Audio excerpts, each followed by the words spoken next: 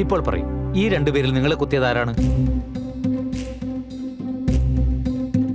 ഇവന്മാരെ പരസ്പരം മാറ്റി നിർത്തിയിട്ടുണ്ടാവും.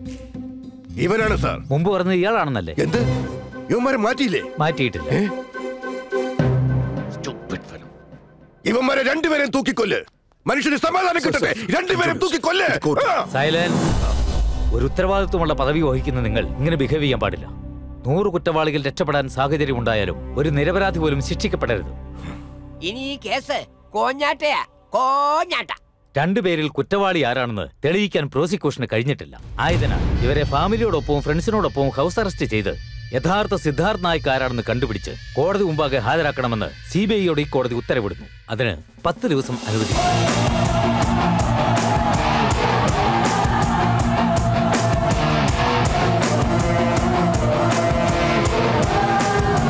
വേറെ വഴിയില്ല, ഫോളോ ചെയ്യും. സാർ, ഫോളോ ചെയ്തിട്ട് ഒരു കാര്യമില്ല.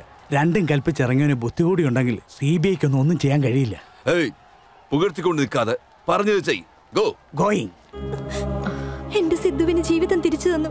ഈ ഉപകാരം ഞങ്ങൾ ഒരിക്കലും മറക്കില്ല. മോളെ, അങ്ങനെയൊന്നും പറയരുത്. മനുഷ്യത്വം എന്ന് പറയുന്ന അന്യോന്യം സഹായിക്കുന്നതാ.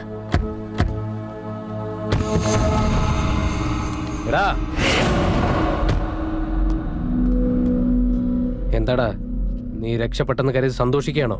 10 ദിവസം കഴിയുമ്പോ കോടതിയിലേക്ക് ജഡ്ജും വരും, ജനങ്ങളും വരും. അവർക്കൊപ്പം ഞാനും വരും. അത് കാണാൻ നീ മാത്രം ഉണ്ടാവില്ല. നിന്നെ കൊന്നുകളയും.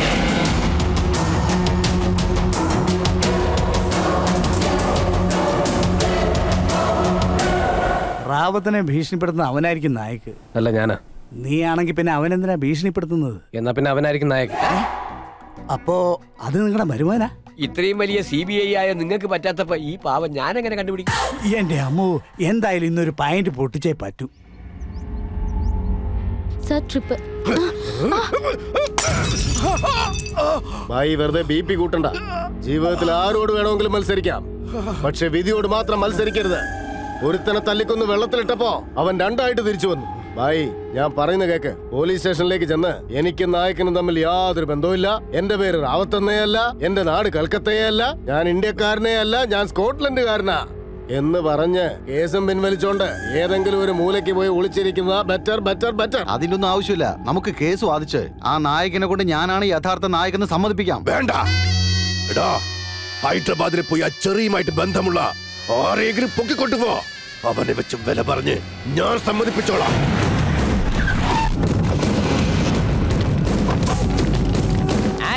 ആരാ നിങ്ങളൊക്കെ?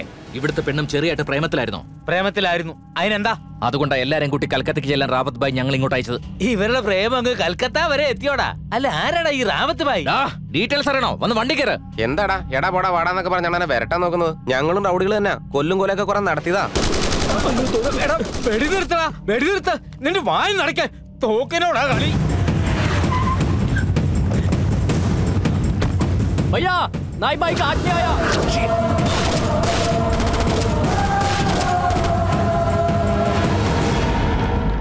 റാവത്തിന്റെ ആൾക്കാർ എവിടെ? ഇപ്പൊ പുറത്തോട്ട് പോയതേ ഉള്ളൂ. നിങ്ങൾ വേഗം റെഡിയാവ്. ഇവിടെ കഴിയുന്നത് സേഫ് അല്ല. പേടിപ്പിക്കാതെടാ. നിങ്ങൾ ആരാ? നായകന്റെ ആളുകളാ. അവരാരാടാ? അത് കൽക്കട്ടയിൽ എത്തുമ്പോ മനസ്സിലായിക്കോളും. നിങ്ങളുടെ കൂടെയുള്ള പെണ്ണിനെയും കൂട്ടിക്കോ ജൽദി. അവളെ എന്തിനാടാ? ചെറിയ ഞങ്ങളോടൊപ്പം തന്നെയാ ഉള്ള. ഓഹോ, ഇതൊക്കെ അവനൊപ്പിക്കുന്നതാ.